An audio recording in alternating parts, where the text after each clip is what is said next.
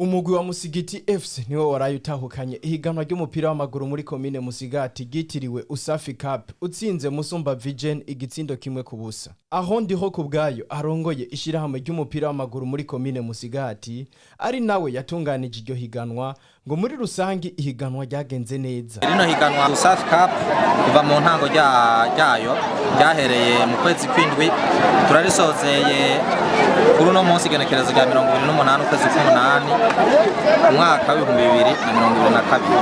Muri rusangi ibintu byose byagenze neza kuko nta nkomere zahabaye, abakinyi 99% baranzwe na fair play nkuko mwavyiboneye kujya mwabonye urukino rwa nyuma rwagenze mwabonye ko rwagenze neza, bose bari bafite comportement sportif no mu nkino zose zikurakuranamo niko byagenze.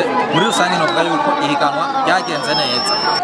Muri ro higanwa ico twishimira cyane twararonse abarorerezi benshi, abarorerezi barabaye benshi ku bibuga kandi twararonse n'amaradiyo ashobora kubifata mu mugongo bagatangaza ibyo turiko turakora ukwiganwa ariko riragenda.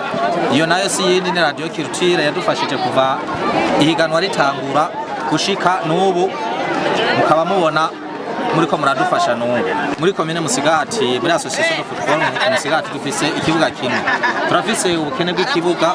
Murabona niki duhejeje gukinira ko urukino rwa nyuma ntigikwije amategeko, kiracari gitoya. Nacangirwa ko nsaba ababishoboye imvukira za Komine Musigati ndetse na leta y'u Burundi ko yo dufasha katwagurira ikibuga. Nkuko mwabibonye murabona ugwaruka rw'Umusigati rurakunda umupira w'amaguru ndetse n'abatarugwaruka mubonye aba bantu bose bari ngaha, biraboneka neza yuko abantu b'Umusigati bakunda umupira w'amaguru. Ariko rero nubwo bawukunda murabona ko dufise ingorane nyinshi na cyane cyane zijanye n'ibibuga.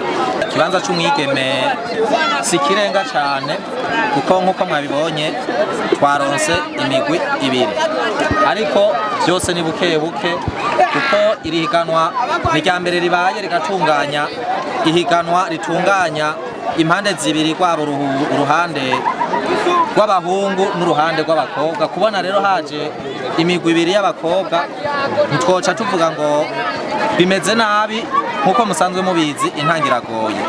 Haba ku ruhande rw'abamenyereza, abakinyi eka mbere n'abarongoye imigwi ngo barishimira uko ihiganwa ryagenze. Umunezero ni mwinshi cyane kubona umugwi wacu wa Musigiti FC utwaye igikombe ku munsi, biratunezerera cyane. Nkashimira abakinyi abari muri staff turi kumwe kose, ndabashimira cyane n'umunezero mwinshi cyane.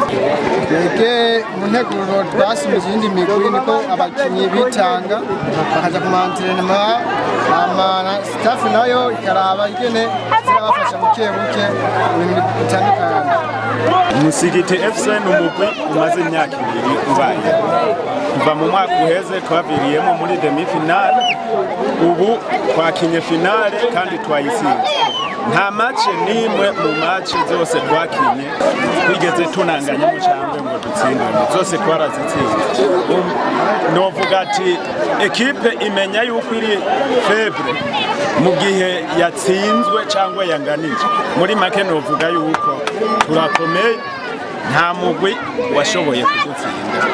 Je ndavyishimira nk'umumenyereza umukinyi. Ego narakinye ndagira ingorane nyene, ndagira shoke hama ndabihagarika nca kumenyereza. Ubu ndiko nditegurira kugira ama formation nanje abantu bafana Musumba mwari mu bitaro ariko amenyereza. Ico nobwira abafana bacu n'abakunzi, nobabwira yuko bokongera inguvu kudufasha na kare twiteguriye kuza gukina coupe du président iy'uwo mwaka nyene. Nibyo dushaka kuza kwiteguriramo. Nyuma y'iyi championnat kwirangi tuzogira ama recruitment mwayiyi migwi nyene tuzosohokana abakinyi bo mwino komine. Gutsindwa mu bukino vyamaho haburana babiri hagatsinda umwe, kuko bari bavuga ati uza gutsinda wese nta kibazo na kimwe, twavyakiko bigenze.